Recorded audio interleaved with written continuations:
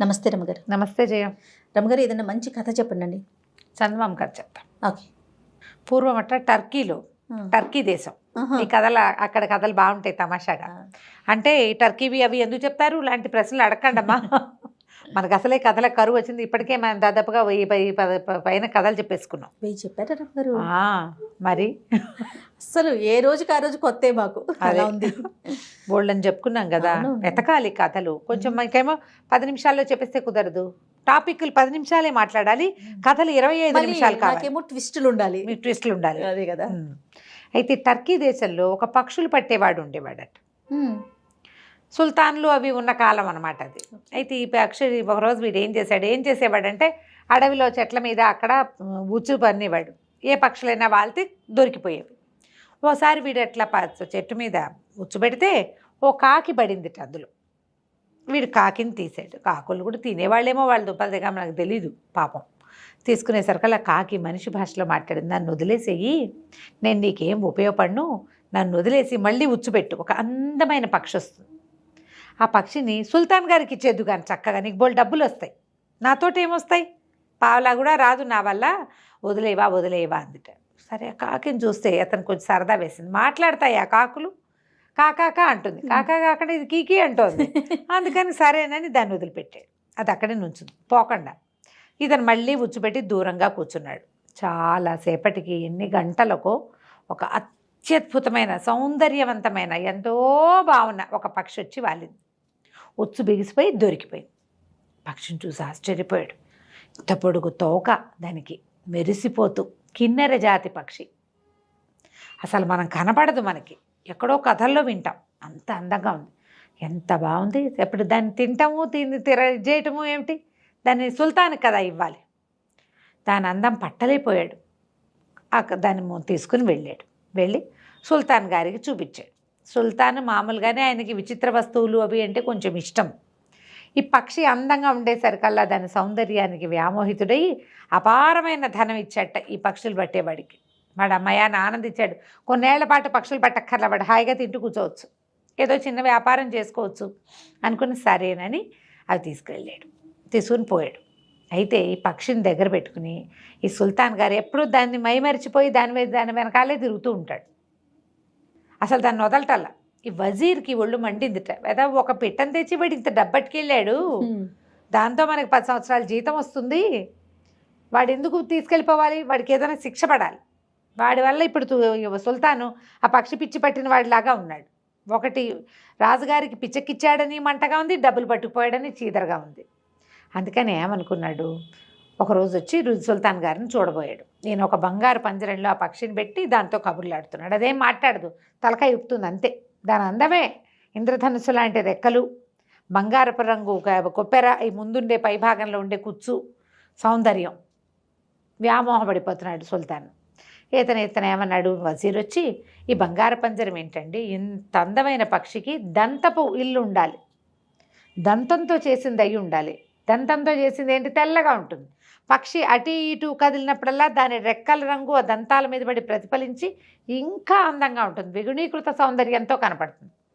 అనేసరికల్లా ఒక పక్షికి ఇల్లు నిర్మించాలంటే పెద్ద గూడు, ఎన్ని దంతాలు కావాలి, ఎవరు తెస్తారండి దంతాలు అంటే, ఈ పక్షిని తెచ్చిన వాడు దంతాలు తెప్పించండి అన్నాడు. అనేసరికల్లా రాజుగారు మళ్ళీ పక్షుల వాడికి కబురు చేశారు. సుల్తాన్ గారు వాడిని పిలిచి, ఈ పక్షికి ఒక దంతపు ఇల్లు నిర్మించాలని అనుకుంటున్నా, దంతగృహం, అది ఫ్రీగా తిరగాలి, చిన్న పంజరంలో పట్టదు, అది బంగారు పంజరమే, పెద్దది కావాలి, దానికి 10x10 ఇల్లు కట్టాలంటే ఎన్ని దంతాలు కావాలి, పక్షి ఫ్రీగా ఉండాలి, దానికి మలమూత్రాలకి వాటికి ఇబ్బంది లేకుండా ఉండాలి, కాబట్టి దంతాలు పట్టు రమ్మన్నారు. అనేసరికి నిర్ఘాంతపోయాడు. ఈ పక్షులు పట్టేవాడు దంతాలు ఎట్లా తేగలుగుతాడు? కొద్ది రోజులు టైం ఇచ్చారు, 1 నెల లోపల నువ్వు దంతాలు ఏర్పాటు చేయాల్సిందే. అయితే ఏమైంది, రాజుగారు ఈ మాట చెప్పారు, కానీ వజీర్ ఏం చెప్పాడంటే, నువ్వు దంతాలు తేకపోతే నీకు మరణశిక్షే, 1 నెల రోజులు టైం ఇస్తున్నావు, లేకపోతే అంతే నీ సంగతి. వీడికి మరణశిక్ష ఇస్తే వీడి ఆస్తి అంతా జప్తు అవుతుంది, సుల్తాన్ ఇచ్చిన డబ్బంతా మళ్ళీ వెనక్కి. వీడు ఏడు మొహం పెట్టుకుని బయటకు వచ్చాడు. నడిచొస్తుంటే ఎక్కడి నుంచో పరిగెత్తుకుంటూ వచ్చింది కాకి, వీడి భుజం మీద వాళ్ళింది. ఏమిటి అలా పెట్టుకున్నావు మొహం, ఏమైంది నీకు అనేసరికల్లా వీడు ఆ కాకిని గుర్తుపట్టి దానికి ఏం చెప్పాడంటే, మరి నేనేం చేయను, దంతాలతోటి ఇల్లు కడతాట, ఏనుగు దంతాలు తెమ్మంటాడు. అసలు ఏనుగులు ఎక్కడున్నాయి మనకి, ఓ దంతం దొరుకుతుంది, అంత ఏ 25-30 దంతాలు ఉంటే కానీ ఆ ఇల్లు అవ్వదు అనేసరికి దాని ఏముంది, నువ్వు కంగారు పడకు, రాజుగారి దగ్గరికి వెళ్ళి 40 పీపాల సారా కావాలని అడుగు. ఓకే. మనకు అడవిలో ఏనుగులు నీళ్లు తాగే మడుగు ఒకటి ఉంది. ఈ 40 పీపాల సారాని అక్కడికి షిఫ్ట్ చేయమను. మొత్తం ఎత్తి సారా నదిలో పోసాయి, ఆ గుంటలో మడుగులో. ఏనుగులు వచ్చి 2 రోజులకి 5 రోజులకి ఒకసారి వచ్చి నీళ్లు తాగుతాయి. ఆ సారా నీళ్ళు తాగితే మత్తెప్పి పడిపోతాయి. కోసేసుకో నీకు కావాల్సిన దంతాలు, నువ్వు కోసిన అవి లేవు అనేసరికి ఈ పని బాగుందనుకున్నాడు. బాగుందనుకుని రాజుగారికి చెప్పాడు. రాజుగారి సుల్తాన్ ఏమన్నాడు, సరేనని ఓ పెద్ద బండి మీద 40 పెద్ద పెద్ద పీపాల నిండా సారా పోయించి ద్రాక్ష సారా వీడితో పంపించాడు. వీడు పోయే ఏనుగుల మడుగులో అవంతా పోసేసాడు. పోసాక ఏనుగులు వచ్చినాయి, తాగినాయి. వీడిద్దరు 3 మనుషుల సహాయంతో దంతాలన్నీ కోసేసి ఏ బండి మీద సారా పీపాలు పెట్టుకొచ్చాడో అదే బండి మీద దంతాలన్నీ వేసుకుని పట్టుకెళ్ళిపోయాడు. వజీర్ నిర్ఘాంతపడి, వీడికాడు పుడక, వీడు బలే తెచ్చేశాడే, ఎలాగైనా వీడిని మళ్ళీ ఇంకోసారి పట్టించాలనుకున్నాడు. ఆ దంతంతో చక్కగా అన్ని దంతాలు పెట్టి బ్రహ్మాండంగా గూడు లాంటి ఒక ఇల్లు కట్టారు. పక్షి అక్కడెక్కడెక్కడే హాయిగా తిరుగుతూ ఉండేది. బాగుంది. కొన్ని రోజులు గడిచాక ఏమైంది, ఓ రోజు వజీర్ వచ్చి అన్నాడు, రాజా ఎంతసేపు సుల్తాన్ మీరు ఏమన్నారు, జహాపనా అంటాడనమాట, మీరు పక్షికేసే చూస్తున్నారు కానీ అదొట్టి బొమ్మలా కూర్చుంది ఏమిటండి, మాటామంతి లేకుండా. పక్షి అంటే పాటలు పాడద్దు, ఈ కిన్నెర జాతి పక్షులు మరీ పాటలు పాడాలి, ఇది పాడదు పెట్టదు, ఇది అందంగా పాడాలి కదండి అంటే, ఏమో దీనికి పాటలు రావండి అన్నాడు సుల్తాన్. అనేసరికి ఎందుకు రావు, ఈ పక్షి దొరికిందంటే ఖచ్చితంగా ఇది ఎవరిదో పెంపుడు పక్షి, పక్షులు వాడికి తెలుసు దీని పెంపుడు వాళ్ళు ఎవరో, వాళ్ళకి తెలుసు దీంతో పాడించడం ఎట్లా, వాళ్ళని బట్టు రమ్మనండి అనగానే రాజుగారికి తట్టింది. ఇంత అందమైన పక్షి ఇంతకంటే అందంగా గొంతెత్తి పాడితే ఎంత బాగుంటుంది, పట్టరండి రా పక్షులు వాడిని అన్నారు. మళ్ళీ వాడిని మోసుకొచ్చారు. వాడన్నాడు, లబో దిబో మనండి, నేను అడవిలో పెట్టానండి ఉచ్చు, అది వచ్చి అక్కడ పడింది, నాకు తెలీదు, దాన్ని అది పెంపకం పక్షి అని కూడా నాకు తెలీదు, అది కుయ్యమనలేదండి, ఊరికే అందంగా కళ్ళు మెటకరిస్తుంది, అటు ఇటు తిరుగుతుంది తప్ప నాకు కనపడలేదండి అంటే ఒప్పుకోలే రాజు. దీన్ని పాడించాలి, దీన్ని పెంపకందారులు ఎవరో చూసి పట్టరా, వెతకబోయ్ అన్నాడు. వీడు కాళ్ళు ఏడ్చుకుంటూ వజీర్ దగ్గరకు వచ్చాడు. వజీర్ అన్నాడు, 40 రోజుల లోపల దీని ఓనర్ని తీసుకొచ్చి దీన్ని పాడించకపోతే నీకు మృత్యువు తప్పదు, నీ ఆస్తి జప్తు చేయక తప్పదు. రెండోసారి దంతాలు తెచ్చినప్పుడు రాజుగారు 3 ఇచ్చాడు డబ్బులు. వాడు ఆ డబ్బంతా పెట్టి కూర్చున్నాడు. సంతోషం ఏది వాడి బతుక్కి పాపం. సరే మళ్ళీ బిక్కమొహం వేసుకుని బయటకు వచ్చాడు. కాకి కనపడింది. కనపడేసరికల్లా నువ్వు ఎందుకు ఏడుస్తావు, ఓనర్సే కదా, నేను చెప్తా, ఓ పని చెయ్యి, రాజుగారి దగ్గర ఒక విహార నౌక ఉంది, అందులో లోపలే ఆ విహార నౌకలోనే ఒక ఉద్యానవనం లాంటిది, ఒక పార్కు లాంటిది, ఒక స్నానఘట్టం, స్నానగృహం అన్నీ ఉన్నాయి. రాజుగారి విహార నౌకలో వెళ్తే అలా కొన్ని రోజుల పాటు తిరుగుతాడు, లోపలే ఎంజాయ్ చేయడానికి వీలుగా అన్నీ ఉంటాయి ఆయనకి. అది ఇచ్చి దాని నిండా బానిసల్ని దాసీలను ఇచ్చి నీకు ఇవ్వమని అడుగు, ఓనర్స్ని తీసుకొస్తానని చెప్పంటే రాజుగారు ఒప్పుకున్నాడు. ఒప్పుకున్న పెద్ద విహార నౌక, ఆ విహార నౌక దాంట్లో 30-40 మంది దాసీలు, అది నడపడానికి సైనికులు అన్నీ పుచ్చుకుని బయలుదేరితే ఈ కాకి ఏం చెప్పిందంటే, దీంతో పాటు బయలుదేరు, అట్లా ముందుకెళ్ళు, లోపలికి బాగా సముద్రంలో ముందుకెళ్ళాక ఒక అందమైన ద్వీపం వస్తుంది. ఆ ద్వీపం దగ్గరికి వెళ్ళిపోక దగ్గర యువతలే ఆ పడవని ఆపుకో, దాని నిండా బోళ్ళంతమంది అందమైన దేవతా స్త్రీలు ఉంటారు. వాళ్ళంతా పడవని చూసి అదేమిటో చూడ్డానికి ఎక్కుతామంటారు, లోపలికి వస్తామంటారు. అందరినీ రానివద్దు, వాళ్ళల్లో ఒక ఆవిడ ఉంటుంది రాణి, ఆవిడ మాత్రం ఎక్కించు, ఆవిడ ఎక్కంగానే తీసుకొచ్చేసి, మిగిలిన వాళ్ళు మాత్రం రానివద్దు, ఎవరో ఒకళ్ళనే చూడనిస్తానని రాణినే చూడమనంది. అక్కడి నుంచి వీడేం చేశాడు, పడవ వేసుకుని పోయాడు సముద్రంలోకి. వెళ్ళగా ఒక అత్యద్భుతమైన సౌందర్యవంతంగా ఉన్న ద్వీపం కనపడింది. ఎవరో అందమైన ఆడవాళ్ళు తిరుగుతూ కనిపిస్తున్నారు, మగవాళ్ళు కూడా ఉన్నారు ఎవరో. సరే వీడేం చేశాడు, లంగరేసి యువతలే ఆపి పెట్టుకున్నాడు. ఈ విహార నౌక బయట నుంచి చూస్తే ఒక సినిమాటిక్గా పక్షి రెక్కలలా అరుస్తున్నట్టు అట్లా బ్యూటిఫుల్గా కనపడుతుంది. దాని నిండా జెండాలు, పెద్ద హంస ఈదుతున్నట్టుగా కనపడుతుంది. వాళ్ళంతా చూసి కిరకిలాడుతూ అందరూ సముద్రంలోకి వచ్చేసారు. ఇతనేమో వాళ్ళందరినీ రాని వాళ్ళ ఒక్కళ్ళనేనని అందరిలోకి తలమానికంగా ఉన్న రాణిని మాత్రం ఎక్కించుకున్నాడు, సుల్తానాని. ఎక్కించుకుని ఆవిడ లోపల రాగానే వెంటనే దాసీలంతా వెళ్ళిపోయి ఆవిడకి స్వాగతం చెప్పారు. ఎన్ని రకాల పదార్థాలు రుచి చూపించారు. లోపలికి తీసుకెళ్లారు. కిందంతా తోట, సముద్రంలో ఒక చోట తోట ఉంటుందని ఎట్లా ఊహిస్తారు? ఆ తోట అంతా చూస్తూ మైమరిచిపోయింది ఆవిడ. అక్కడి నుంచి మీరు అలసిపోయారు, రెండని స్నాన ఘట్టంలోకి తీసుకెళ్ళి స్నానం చేయించడం మొదలుపెట్టారు. వాళ్ళకి తెలియదు అది. ఈ స్నానశాలలో బోళ్ళంతసేపు ఇవిడికి నలుగు పెట్టి రకరకాల నూనెలు రాసి మెరుగులు పెట్టి స్నానం అయ్యే లోపల కదిలించండి రా పడవ అని పడవ కదిలించుకొచ్చేసారు. స్నానం పానం అన్నీ బయటకు వచ్చేసరికి ఆవిడ పైకి చూసేసరికి అలా ఏముంది, సముద్రానికి తమ ద్వీపం కనిపించట్లా, ఎక్కడో ఉంది. భయపడిపోయింది ఆవిడ, ఏడ్చేయటం మొదలుపెట్టింది.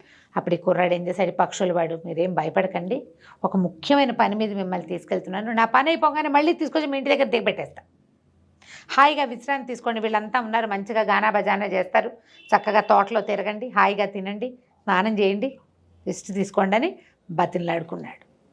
సరే 3 రోజులు ప్రయాణం చేసాం. 4 రోజులు మొత్తానికి మళ్ళీ ఊర్లోకి వచ్చారు, టర్కీ దేశానికి వచ్చారు. ఈవిని దింపేసరికల్లా జనాలంతా ఆవిడ సౌందర్యానికి ముగ్ధులైపోయారు.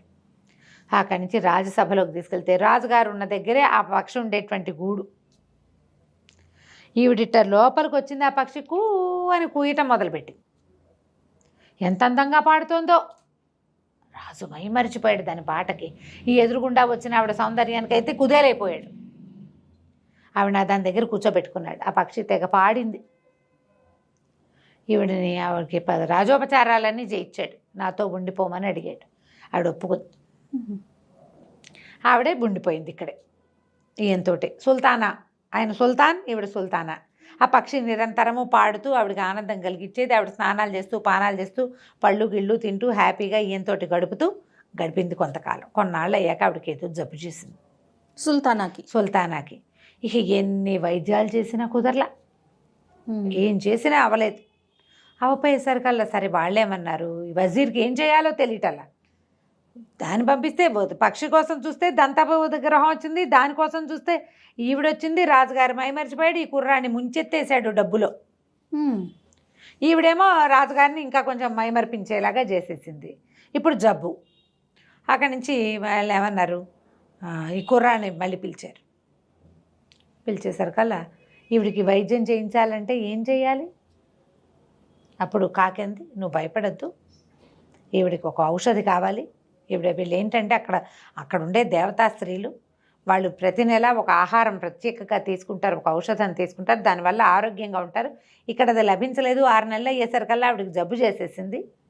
పద మళ్ళీ ఈసారి విహార నౌక తీసుకో మళ్ళీ అని చెప్పింది. మళ్ళీ విహార నౌక తీసుకుని ఆవిడ ఇంటికి బయలుదేరి వెళ్ళాడు. ఆవిడ రాను ఇక్కడే ఉంటానంది, ఈయనతో ఉండటానికి ఇష్టపడింది ఆవిడ. విహార నౌక తీసుకెళ్తే అంతకుముందు ఇంతమంది స్త్రీలంతా పరిగెత్తుకుంటూ వచ్చారు. ఇప్పుడు ఒక్కళ్ళు రాలా, ఎవరు రాలా. ఈయన దిగెళ్ళాడు. ఈ అబ్బాయి ఏం చేస్తాడు మరి? అంతకుముందు సముద్రంలో ఆపుకుంటే ఇంతమంది వచ్చారు, 100 మంది, ఒక్కళ్ళు రాలేదు. దూరంగా ఎవరెవరో కనపడుతున్నారు కానీ ఎవరు వీడికేసి చూడలే. వీడు దిగి వెళ్తే పెద్ద కోటలాగా ఉంది, బంగారంతో చేసినట్టు మెరిసిపోతుంది కోట అంతా. పువ్వులు ఇవి తోటలు గీటలు బ్రహ్మాండంగా ఉంది, ద్రాక్ష తోటలు, పువ్వుల తోటలు. వాళ్ళకి ఆ పువ్వులు ఏం చేయాలో తెలియదు, ఆ ద్రాక్ష ఏం చేయాలో తెలియదు. దగ్గరికి వెళ్ళేసరికల్లా ఒక కోట వాకిట్లో 2 పెద్ద పెద్ద సింహాలు ఉన్నాయి, చెండ సింహాలు. వీడిని చూడంగానే గర్జించడం మొదలుపెట్టాయి. అవి దూకేలాగా ఉన్నాయి మీద. ఇంతలో ఎక్కడి నుంచి వచ్చిందో కాకి వీడి భుజం మీద వాలింది. భయపడుకు, నువ్వు నా ఈకొకటి పీక్కో. ఆ ఈకతో సింహం దగ్గరికి వెళ్ళి దాన్ని నెత్తి మీద గీరు, రెండింటి మీద, దీని మీద గీరు, ఇది ఊరుకుంటుంది, దాని మీద గీరు, అది అవి నేనేం చెయ్యవు. కోట తలుపులు తోసుకొని లోపలికి వెళ్ళు, వాళ్ళ మంది ఇస్తారు తీసుకొద్దు కానీ అనేసరికల్లా వీడు ఏం చేశాడు, కాకి ఈకని ఇట్లా ఆడిస్తూ వెళ్ళేసరికల్లా సింహం గర్జిస్తుంది కానీ దూకట్లా, ఊరుకుంది. దగ్గరికి వెళ్ళి ఆ సింహాన్ని నెత్తి మీద, దాని జూలు ఉంటుందిగా ఇట్లా, ఆ జూల్లో గీరేసరికల్లా అది ఇట్లా చమ్మగా కళ్ళు మూసుకుంది. రెండో సింహాన్ని కూడా గీరాడు, మాట్లాడకుండా ఊరుకున్నాయి. తలుపు దోసుకొని లోపలికి వెళ్ళాడు. ఇంతమంది గుంపుగా ఆడవాళ్ళంతా వచ్చారు. మా సుల్తానాన్ని తీసుకుపోయావు, నువ్వు ఇప్పుడు మళ్ళీ వచ్చావు, ఏం చేయడానికి వచ్చావు అని. వీడేం చెప్పంటే, నేనేం చేయడానికి రాలేదు, మాకు పక్షి దొరికింది, నీ కథ అంతా చెప్పాడు. చెప్పి ఆవిడ అందుకు తీసుకెళ్ళాను, ఆవిడ అక్కడే ఉండటానికి ఇష్టపడుతుంది, ఆవిడకి ఒంట్లో బాగుండలేదు, మందు కోసం వచ్చాను, ఔషధం తీసుకురమ్మని పంపించింది ఆవిడ, నన్ను వెళ్ళమంది అన్నాడు. అనేసరికల్లా సరే వాళ్ళు ఏం చేశారు, ఒక కుప్ప తీసి మందు ఇచ్చారు. అది పుచ్చుకొని బయలుదేరాడు, వెనక్కి వచ్చాడు. వెనక్కి వచ్చేసరికల్లా వెళ్ళాడు సుల్తానా దగ్గరికి వెళ్ళాడు. వెళ్ళేసరికల్లా ఏమైంది, ఆ సుల్తానాకి ఆ మంది ఇచ్చేసరికల్లా ఆవిడ ఇట్లా నోట్లో పోసుకోగానే లేచి కూర్చుంది. వస్తే నువ్వేంటే బద్దకప్ప మొహదానా అని తిట్టేసా. ఎవరిని తిడుతోంది అనుకున్నారు, ఈ కుర్రాడి భుజం మీద వాలిన కాకిని. తిట్టేసరికల్లా అతను అన్నాడు, ఈ కాకే సహాయం చేసిందండి నాకు అన్నాడు. నాకెందుకు తెలీదు, నాకు తెలుసు, ఈ కుర్రాడికి ప్రాణాల మీదకి వచ్చిన ప్రతిసారి వీడిని కాపాడుతున్నావు కదా, ఇప్పుడు నాకు అర్థమైంది, బద్ధకం తగ్గించుకుంటే అసలు ఈ బతికే వచ్చేది కాదు నీకు అంది. అనేసరికల్ రాజు సుల్తాన్ ఆశ్చర్యపోయాడు. ఏమిటి కాకి మనకి ఏం సంబంధం అంటే, ఈ కాకి నా దాసి, పనిచేసేది కాదు, మహాబద్ధకస్తురాలు, అందుకని దీన్ని కాకి అయిపోమని చెప్పించాను. అది కాకి అయిపోయి ఆ తిరుగుతుండేది ఆగమ్మ కాకి, ఈ కుర్రాడికి దొరుకుంటుంది, వాడు అందానికి మోహించి వాడు వెనకాల పడి తిరుగుతోంది అని చెప్పింది. చెప్పంగానే ఆ కాకి అందమైన అమ్మాయిగా మారిపోయింది. ఆ కాకి ఏమిటి, దాసిది. ఆ ద్వీపంలో ఉండలేక కాకి రూపంతో ఇటు వచ్చింది. ఈ కుర్రాడు కనపడ్డాడు, వీడితో ఫ్రెండ్షిప్ చేసింది, వీడికి ఒకటి వనగుర్చింది. క్రమంగా తన రూపం మార్చుకునే అవకాశాన్ని పొందిందనమాట. సరే, ఆ అమ్మాయికి పెళ్లి చేసేసింది ఈవిడ, తన దాసి పిల్లకి, ఈ పక్షులు పట్టే కుర్రాడికి. ఆ తర్వాత రాజుగారి సేవలోనే ఉండిపోయాడు. అయితే రాజుకు అర్థమైంది, తమ వజీరు కావాలని ఈ కుర్రాడిని ఇరికించడానికి వాడిని ఇట్లా బెదిరించి ఈ పనులు చేయించాడని తెలుసుకుని వజీర్ దుష్టబుద్ధిని కనిపెట్టి వజీర్నేమో ఊరి బయటికి పంపించేశాడు. ఈ కుర్రాడినే తన వజీర్గా చేసుకుని వాడికి తెలివైన సలహాలు చెప్పిన వాడి భార్యనేమో తన భార్యకి సహాయకారిగా తన దగ్గరే ఉంచుకున్నాడు. ఎంతకాలమో వాళ్ళు కలిసి హాయిగా ఉన్నారు. కథ కంచికి మనం ఇంటికి. నమస్తే. నమస్తే జయ. సుమన్ టీవీలో మీ పర్సనల్ అండ్ బిజినెస్ ప్రమోషన్స్ కోసం కింది నెంబర్కి కాంటాక్ట్ చేయండి.